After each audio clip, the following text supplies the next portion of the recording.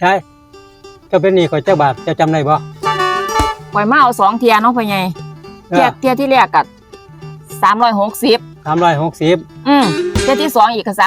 360เป็นหยังข่อยสิเขียนไว้ข่อยสิลืมโอ้เขียนไว้ก็เขียนไว้รวมเบิ่งกันน่ะเที่ยที่แรก360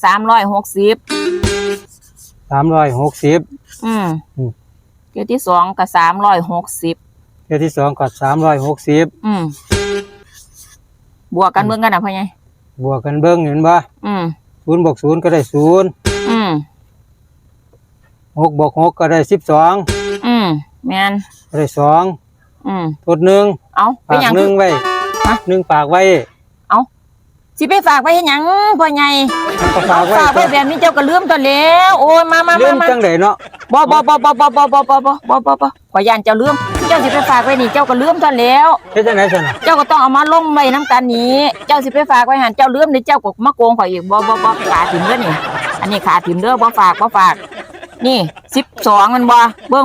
มันเขาสิเฮ็ดให้เบิ่งเป็น12เจ้าต้องเอา1มาไว้นี่นี่บัดที่นี่3 บวก 3เป็น6แม่นบ่นี่ข่อยบ่ได้โกงเจ้าเด้นี่นั่นถูกบ่เดี๋ยวเบิ่งข่อยสิทวนให้เบิ่งนี่0 บวก 0เป็น0 6 บวก 6เป็น12ก็ต้องใส่12เจ้าสิไปฝากไว้บ่ได้เด้ใส่12 3 บวก 3เป็น6นี่ทั้งเบิดเป็น 6,120 บาทนี่มันจังสิถูกต้องพ่อใหญ่มันจังถูกแม่นบ่แม่นข่อยบ่โกงดอกนี่ข่อยวิชาคณิตข่อยนี่ได้เกรด4ทุกอันเทอมเลยพ่อใหญ่เจ้าอย่าสิมาว่า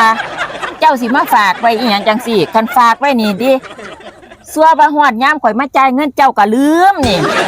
เลข1นี่เจ้าก็ลืมก็ย่านข่อยขาดทุนแม่นข่อยย่านเจ้าขาดทุนนี่นี่มันจังสิถูกต้องเป็น 6,120 บาทเจ้าก็เขียนไว้ของเจ้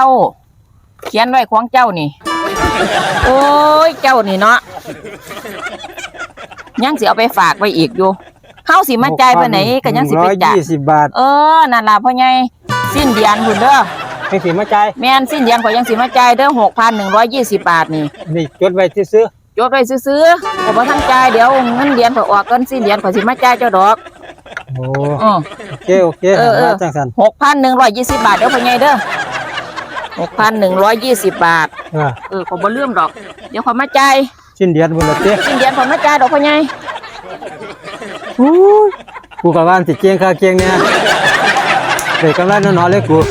ไปล่ะ